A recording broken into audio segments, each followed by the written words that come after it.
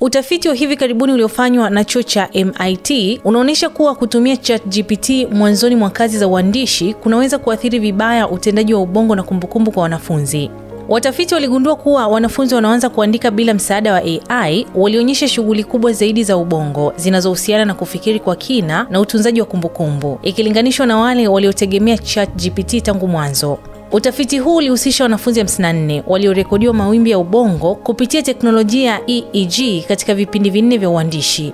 Wale waliotumia AI mwanzoni kisha wakaendelea kuandika wenyewe walionekana kuwa na uwezo mdogo wa kukumbuka walichoandika awali, na 78% yao hawakuweza hata kunukuu maandishi yao ya zamani. Kwa upande mwingine, wanafunzi walioanza kuandika wenyewe kisha kutumia ChatGPT kwa marekebisho walionyesha uwezo bora wa kiakili na ubunifu zaidi. Ingawa insha zilizoandikwa kwa msaada mkubwa wa AI zilipata alama za juu, mara nyingi zilikuwa na ukosefu wa ubunifu na utofauti. Wanafunzi waliotegemea ChatGPT pia walieleza kujisikia kutokuwa na uhusiano binafsi na kazi zao.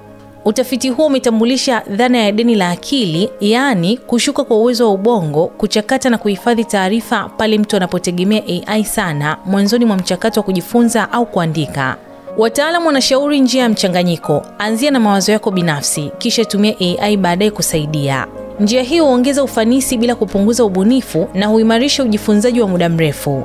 Mimi ni Bahati Limo na hii ni Simulizi na Sauti.